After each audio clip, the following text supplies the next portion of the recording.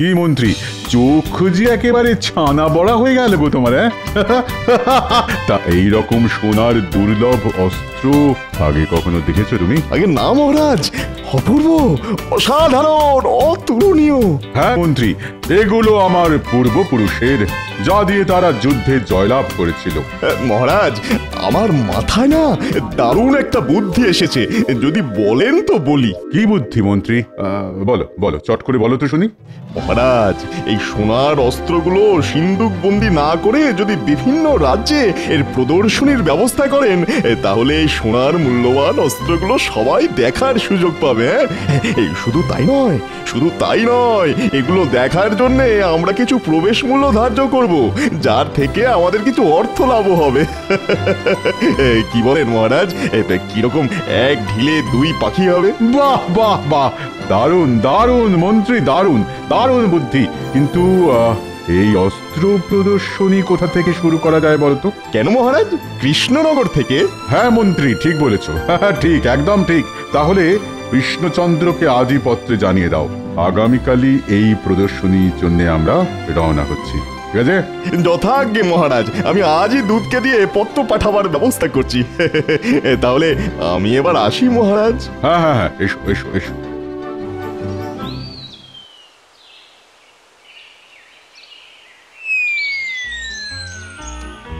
বলি, দেখেছো বুড়োর কাণ্ড? কি সুন্দর পায়ের ওপর পা তুলে বসে আছো। বলি, শুনছো? এইরকম টেকো মাথায় হাওয়া না লাগিয়ে আর ভুঁড়িতে হাত না বুলিয়ে সংসারে টুকিটাকি কাজে হাতটাও তো একটু লাগাতে পারো নাকি? তা আমি তো এই হাতের কাজটাই করছি নাকি? মল্লজা, বলি এই নারকোলটা যে আনলে বাজার থেকে নাড়ু করার জন্য, তা এইটা ছাড়িয়ে দেবে কে শুনি? ও বাবা, এই সামান্য একটা কাজের জন্য এত চটপাট? তা দাও দেখি।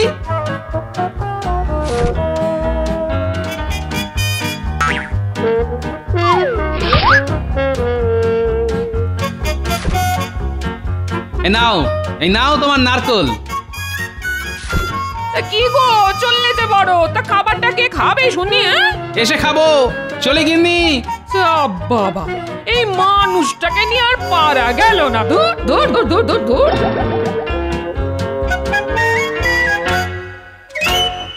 মহারাজের জয় হোক। হ্যাঁ বলো প্রহরী, কি বার্তা? মহারাজ, খাম্বাজ রাজের দূত এসেছেন বিশেষ একটি পত্র নিয়ে আপনার সঙ্গে দেখা করতে। তা যাও, তাড়াতাড়ি তাকে আমার কাছে নিয়ে এসো। যথা আজ্ঞা মহারাজ। মহারাজ, খাম্বাজ রাজ আপনার জন্য এই বিশেষ পত্রটি পাঠিয়েছেন।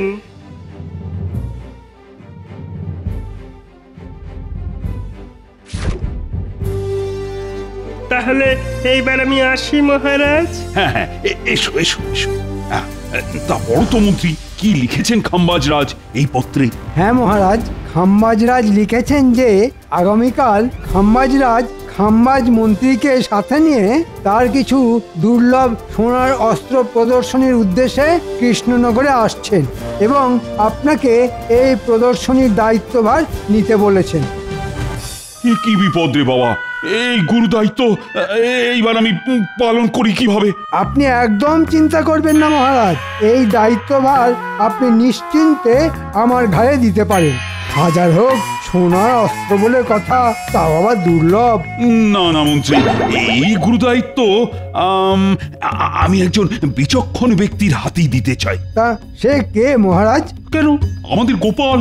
ঠিক ঠিক, একদম ঠিক, গোপালই একমাত্র বিচক্ষণ ব্যক্তি। ঠিক আছে মহারাজ, আমিও দেখব গোপাল এই গুরুদায়িত্ব কিভাবে পালন করে। তাহলে মন্ত্রী, তুমি ঘোষক দ্বারা এই প্রদর্শনীর কথা সারা রাজ্যে ঘোষণা করে দাও। যথা আজ্ঞা মহারাজ। তাহলে আজ সভা এখানেই মুলতুবি। সবাই এবার আসতে পারে। শোনো শোনো শোনো, মহারাজ কৃষ্ণচন্দ্র তার রাজপ্রাসাদের সামনে একটি বিরাট সোনার অস্ত্রের প্রদর্শনীর আয়োজন করেছেন। এই অস্ত্রগুলি খুবই দুর্লভ। এই অস্ত্র প্রদর্শনীর উদ্বোধন করতে আসছেন স্বয়ং খাম্বাজ রাজ। তাই যারা যারা এই প্রদর্শনী দেখতে ইচ্ছুক তাদেরকে মহারাজ সাদর আমন্ত্রণ জানিয়েছেন এবং প্রবেশ মূল্য হিসেবে একটি মোহর ধার্য করা হয়েছে। আসুন আসুন আসুন, অবশ্যই আসুন। হিরে বটা, ঘোষণাটা শুনলি? হ্যাঁ রে ঘটা, শুনলাম। আর তাতে যা বুঝলাম মনে হচ্ছে এই সুযোগে আমাদের কিছু উপরি রোজগার হতে পারে। ঠিক বলেছিস বটা। হ্যাঁ, তাহলে চল। মন্ত্রীমশাই আমাদের কাছে পৌঁছবার আগেই আমরাই মন্ত্রীমশাইয়ের কাছে পৌঁছে যাই।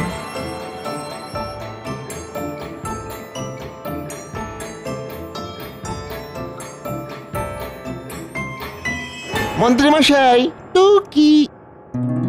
আরে এই যে মেঘ না চাইতেই জল। আয় আয় ভেতরে আয়, আমি এক্ষুনি তোদের কাছেই যাচ্ছিলাম। দেখলি ঘটা, আমি তোকে বলেছিলাম না যে আমাদের একটা উপরি রোজগারের সুযোগ আসছে। কি এত ফিসফিস করছিস? শোন, একটা কাজ আছে। হ্যাঁ, বলুন। আশা করছি মহারাজের ঘোষণা তোদের কানে গেছে। হ্যাঁ, তা আবার যাবে না। তা কি করতে হবে বলুন? শোন, তোরা আজ রাতে আমার সঙ্গে ইংরেজ সাহেবের কাছে যাবি, আর সেখানে গেলেই জানতে পারবি তোদের কি করতে হবে। তাই রাতে আমার বাড়ি চলে আসিস। আচ্ছা মন্ত্রীমশাই, আমরা তাহলে আসি। হ্যাঁ, আয়।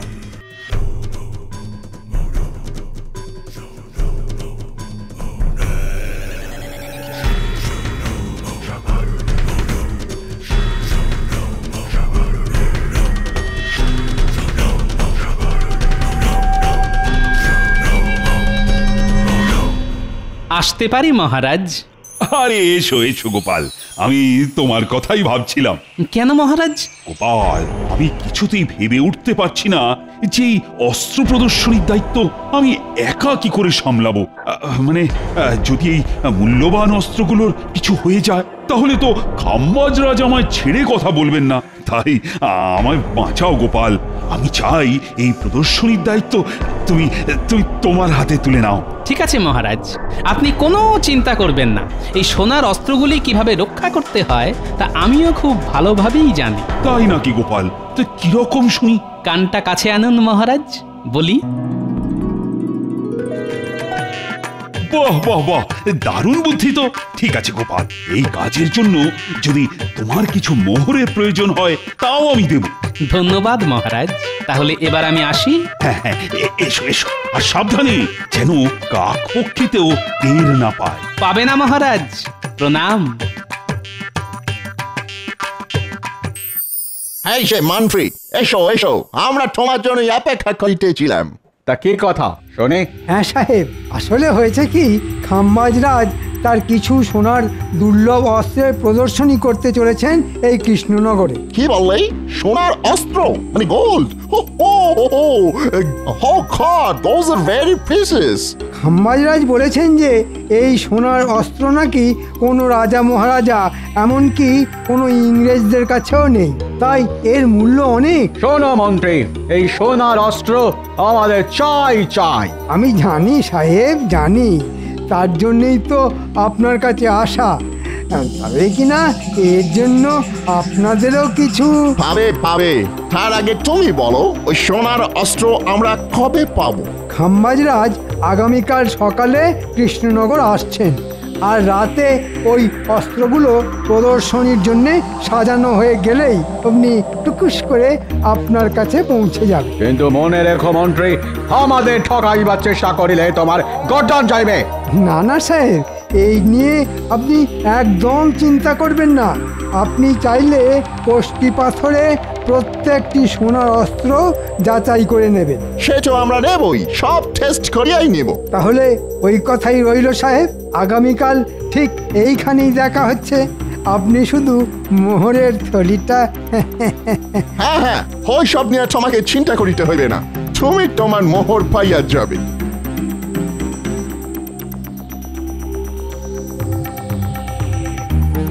তাহলে মন্ত্রী মশাই এই চুরিটা আমরা কি করে করব?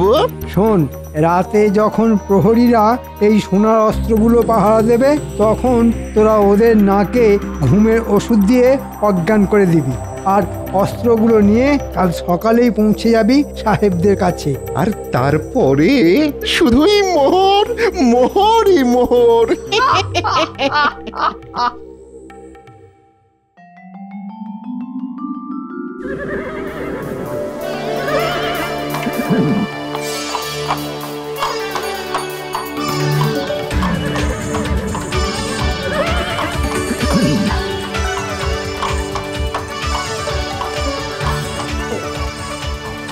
আসুন আসুন খাম্বাজরাজ, আসুন আসুন। তা প্রদর্শনীর সব ব্যবস্থা ঠিকঠাক হয়েছে তো কৃষ্ণচন্দ্র? হ্যাঁ হ্যাঁ খাম্বাজরাজ, সেসব নিয়ে কোনো চিন্তা করতে হবে না। গোপাল সবকিছু নিজের হাতে পরিপাটি করে ব্যবস্থা করেছে। তা সুরক্ষার ব্যবস্থা কেমন? হাজার হোক সোনার অস্ত্র বলে কথা। হ্যাঁ, না না খাম্বাজ মন্ত্রী, এই অস্ত্রগুলো সুরক্ষার জন্য ইতিমধ্যেই আমি প্রহরী নিয়োগ করেছি। বাহ বাহ বাহ, এই না বলে কৃষ্ণচন্দ্র, তোমার এই দায়িত্ববোধ দেখে আমি খুবই খুশি হলাম। আর তাছাড়া আমাদের গোপাল তো আছেই। হ্যাঁ মহারাজ, তাহলে এইবার ভেতরে আসা হোক। হ্যাঁ হ্যাঁ হ্যাঁ, চল চল। হ্যাঁ গোপাল, সব ব্যবস্থা ঠিকঠাক হয়েছে তো? সামলে নিও কিন্তু। হ্যাঁ হ্যাঁ মহারাজ, ওসব নিয়ে আপনাকে একদম চিন্তা করতে হবে না, আপনি নিশ্চিন্তে থাকুন। কি গোপাল, তা আগামীকাল যে প্রদর্শনী, আয়োজন কত দূর? এই তো মহারাজ, প্রদর্শনীর জন্য সব অস্ত্র সাজানো হয়ে গেছে, এইবার শুধু আগামীকালের অপেক্ষা। বাহ বাহ বাহ, তা প্রহরীরা তোমরা তাহলে ঠিকঠাক করে পাহারা দিও। আমরা তাহলে আসি। আপনি কোনো চিন্তা করবেন না মহারাজ, আমরা এইখান থেকে একটা মাছিও গলতে দেব না। আপনারা নিশ্চিন্তে থাকুন।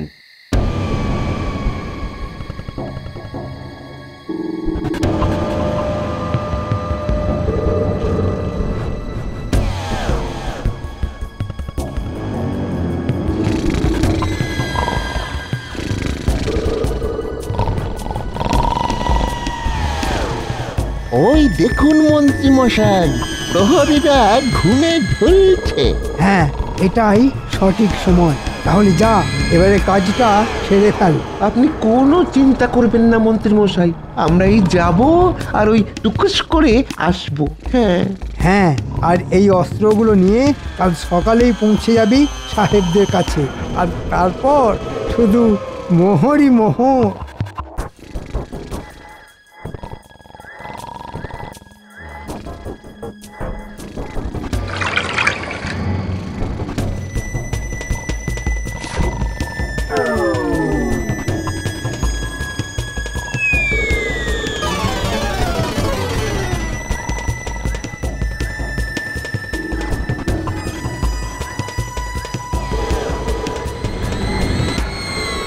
এই দেখুন মন্ত্রী মশাই, আমরা এসে গেছি। কই এনেছিস? দেখি দেখি। সাব্বাস, এইবার তোরা এইগুলো নিয়ে সোজা কাল সকালে পৌঁছে যাবি সাহেবদের কাছে। আর ওদিকে আমিও কাল সকালে প্রদর্শনীর সময় মহারাজের কাছে গোপালকে চোর বলে দোষী সাব্যস্ত করব। এরপর বুঝবে গোপাল আমার পিছনে লাগার ফল। বাবা বাবা, মন্ত্রী মশাই আপনার কি বুদ্ধি! তাহলে এবার তোরা যা, আর সাহেবদের কাছ থেকে মোহরগুলো নিয়ে কালকে আমার বাড়িতে চলে আসিস। সেখানেই আমি তোদের বকেয়া বুঝিয়ে দেব। এই এই আস্তে আস্তে, একদম ঠেলাঠেলি নয়, সবাই সবাই দেখতে পাবে। দেখেছেন মহারাজ, আপনার এই প্রদর্শনী দেখার জন্য কত ভিড় একেবারে উপচে পড়ছে। হ্যাঁ হ্যাঁ মন্ত্রী, তুমি ঠিকই বলেছিলে। তা খাম্বাজরাজ, আপনি খুশি তো? হ্যাঁ হ্যাঁ হ্যাঁ, খুশি খুশি খুশি। এত ভিড় আমার তো কল্পনারও বাইরে কৃষ্ণচন্দ্র। তাহলে খাম্বাজরাজ, এবার যে এই প্রদর্শনীর উদ্বোধনের সময় ঘনিয়ে এলো, আসুন। হ্যাঁ হ্যাঁ গোপাল, চল চল।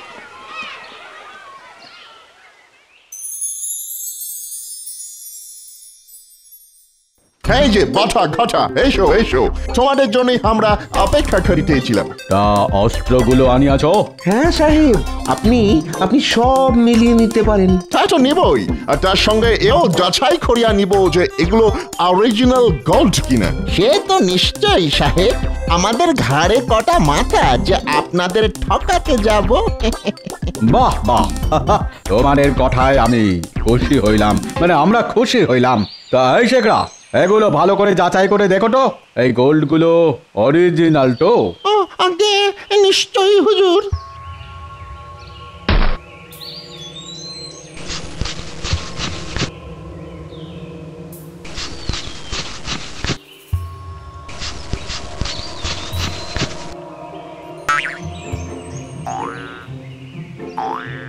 কি হইল?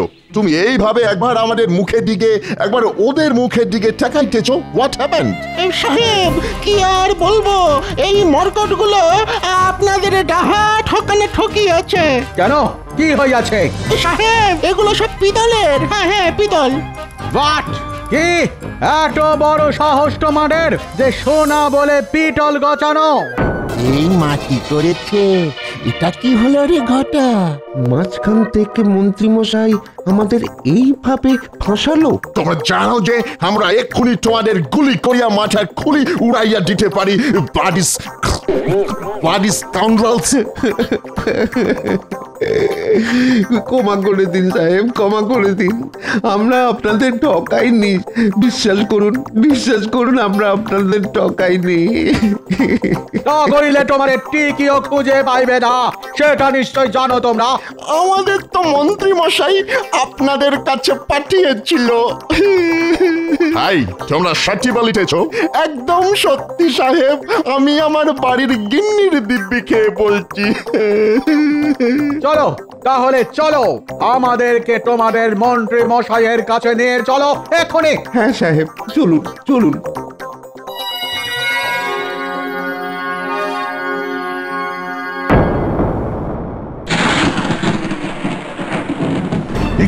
দেখি কৃষ্ণচন্দ্র, অস্ত্র কোথায়? কি এবার এবার কি হবে মহারাজ? আপনার সমস্ত অস্ত্র যে? না না, মানে আমি মানে গোপাল গোপাল। দেখলেন তো মহারাজ, আমি আপনাকে প্রথমেই বলেছিলাম যে গোপালকে এই দায়িত্ব দেবেন না। এখন হলো তো? গোপাল, তার মানে তুমি? না খাম্বাজরাজ, আপনি বিশ্বাস করুন, এই কাজে আমি করিনি। তাহলে কি অস্ত্রগুলোর পাখা গজিয়েছিল যে উড়ে গেল? আমি তোমাকে ছাড়বো না গোপাল, আমি তোমাকে ছাড়বো না। এই কে আছো? গোপালকে বন্দি করো।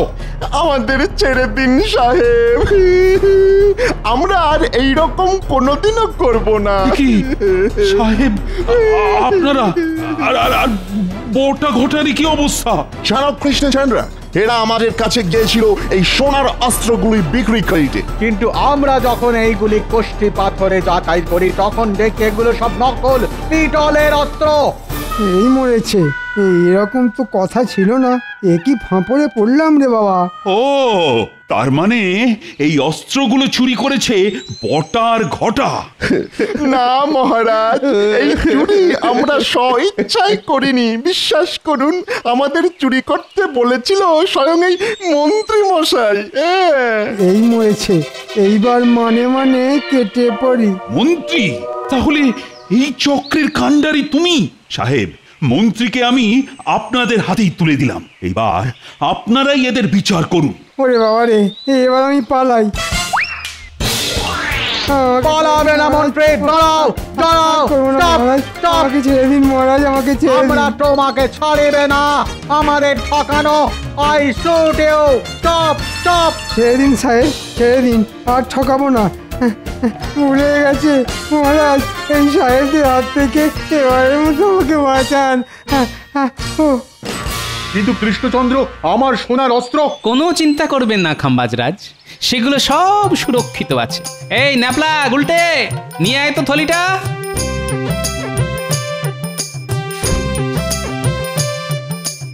তাহলে ওরা যেগুলো চুরি করেছিল সেগুলো কি গোপাল? সেগুলো সব পেতলের খাম্বাজরাজ। মানে? আসলে হয়েছে কি খাম্বাজরাজ,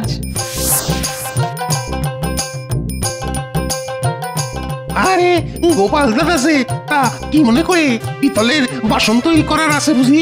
না হে শাকরা, আজ আমি এসেছি তোমার কাছে একটা জরুরি দরকারে। তা বলো গোপাল দাদা, কি করতে পারি? শোনো, আমার কাছে কিছু সোনার মূল্যবান অস্ত্র আছে, যেগুলো দিয়ে তোমাকে হুবহু একই রকম পিতলের অস্ত্র তৈরি করতে হবে। কি পারবে তো? পারবো না মানে?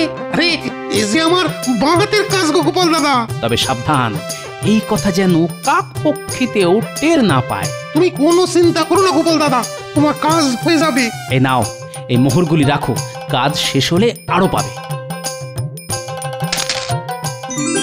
বাহ বাহ গোপাল, বাহ, তোমার বুদ্ধির কোনো জবাব নেই। এই নাও, এই নাও গোপাল, এই সোনার অস্ত্রটা তোমার উপহার। না খাম্বাজরাজ, এই উপহার আমার চাই না। কেন গোপাল, চাই না কেন? আপনি যদি উপহার দিতেই চান, তাহলে আমাদের রাজ্যের প্রজাদের জন্য কিছু উপহার দিন, সেটাই হবে আমার উপহার। তাই হবে গোপাল। শোনো শোনো কৃষ্ণচন্দ্র, আমি সবার সামনে ঘোষণা করলাম যে এই বছরে খাম্বাজ রাজ্যে যা গম উৎপন্ন হবে তার 50% আমি কৃষ্ণনগরে প্রজাদের জন্য পাঠাবো। আর শুধু তাই নয়, তার সঙ্গে আজকের এই প্রদর্শনীতে যা অর্থ আয় হবে তার পুরোটাই তুলে দেওয়া হবে কৃষ্ণচন্দ্রের হাতে, রাজ্যের চাষাবাদের উন্নতির জন্য। কি গোপাল, তুমি খুশি তো? ধন্যবাদ খাম্বাজরাজ, আপনি মহান। ধন্যবাদ খাম্বাজরাজ। সবাই বলো, জয় খাম্বাজরাজের জয়, জয় গোপালের জয়। না না মহারাজ, জয় আমার নয়, বলুন কৃষ্ণনগরের জয়। জয় কৃষ্ণনগরের জয়। জয় জয় কৃষ্ণনগরের জয়। সাবস্ক্রাইব করে দিন ভাই, আর বেলটা বাজাতেও ভুলবেন না, না হলে মজা মিস করবেন।